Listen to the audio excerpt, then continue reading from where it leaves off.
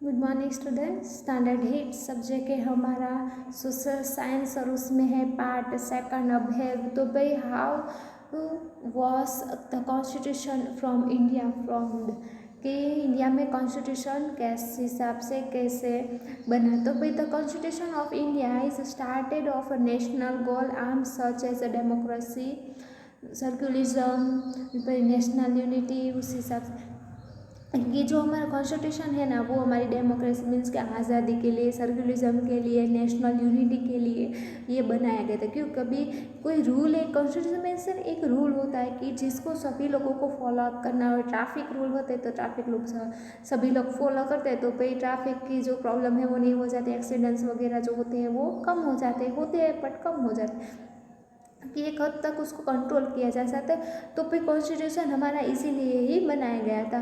The constitution assembly was established started working up 19 December 1946। ये date आपको याद रखनी है कि भाई constitution assembly was established, constitution की एक असेंबली बनाई गई थी।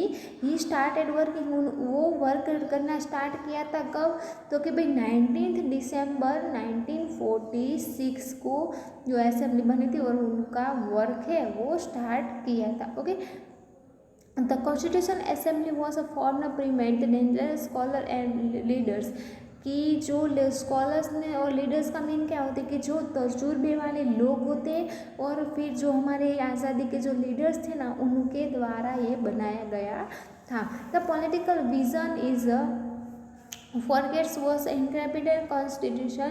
Leaders like Jawaharlal Nehru, Dr.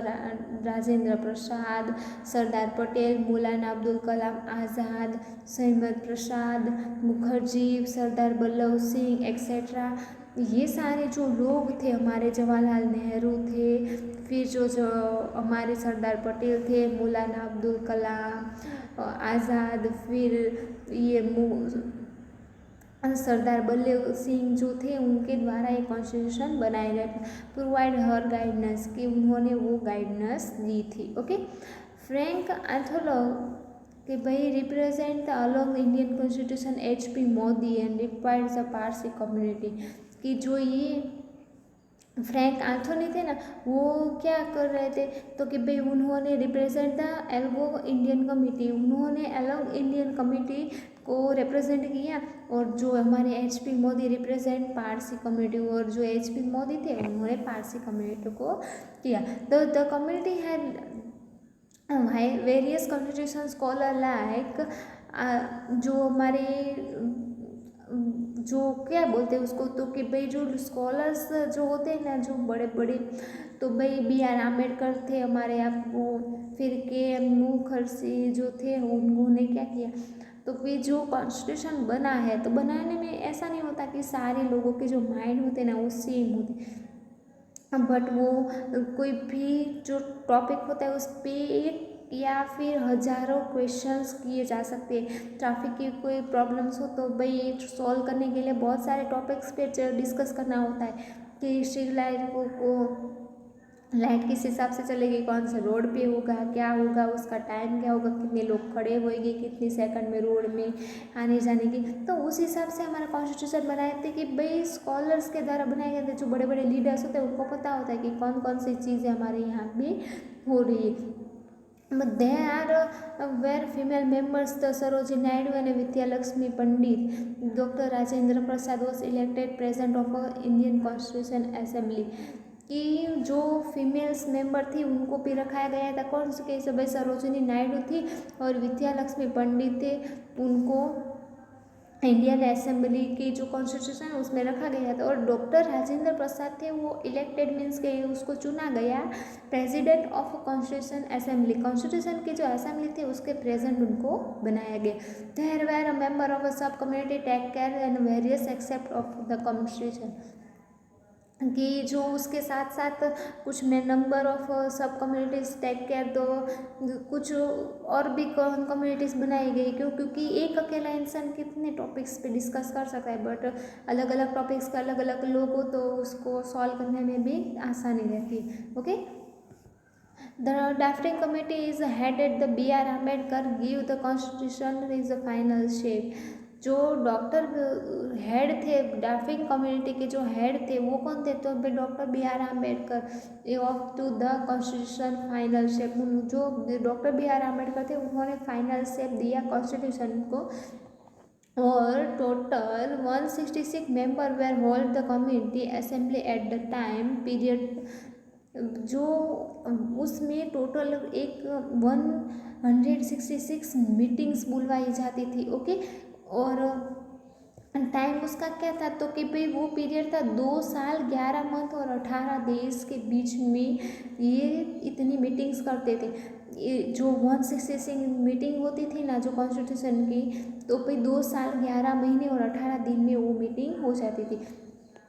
On 26 November 1949, the community passed the constitution which enforced 26 January 1950। 26 नवंबर से जो पास किया गया था और एनफोर्स किया गया उनको 26 जनवरी के बीच में। ओके, यहाँ पे आपको कुछ पिक्चर्स दिखाए गए हैं। तो भाई मौलाना आज़ाद है, डॉक्टर भीमराव आम्बेडकर, राजेंद्र प्रसाद है, सरोजिनी नायडू और मुंशी जी की वहाँ यहाँ पे तस्वीर दिखाई गई है। ओके, अब है भाई वाई वी नीड कॉन्स्टिट्यूशन, हमें कॉन्स्टिट्यूशन की क्यों ज़रूरत है। व्हाट इज़ द कॉन्स्टिट्यूशन, भाई नो, अगर कॉन्स्टिट्यूशन ना हो तो no country can be function without the constitution. कोई भी कंट्री है नहीं है ऐसी कि उसको कॉन्स्टिट्यूशन के बिना चल सकते। A constitution save the many objective, it is a development finally waves and the idea of our country. कि जो कॉन्स्टिट्यूशन है ना वो हमारी कंट्री को एक आइडल कंट्री बनाती है और जो उसकी प्रॉब्लम्स वगैरह होती है उसकी सॉल्व करती है, देख रेख करती है वगैरह। It tell about the king of government country would have, कि कॉन्स्टिट्यूशन है उसको एक हिसाब से किंग बोला जाता है गवर्नमेंट का।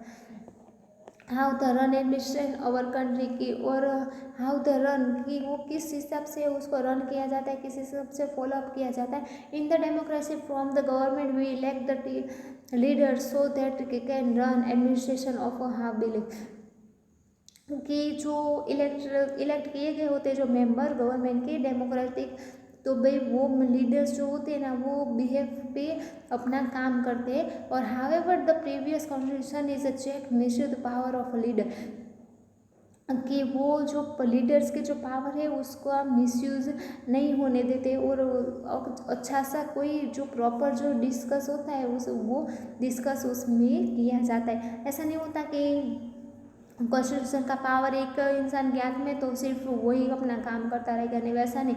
बट जो पब्लिक के जो बीएफ होते हैं ना उसको सॉल्व करने की कॉन्स्टिट्यूशन में बात की जाती है कि उनको कोई प्रॉब्लम हो या फिर कोई परेशानी ना हो उस हिसाब से। ओके, तो ये था आपका टॉपिक कौन सा, तो कि how was the constitution of India formed. Okay, thank you.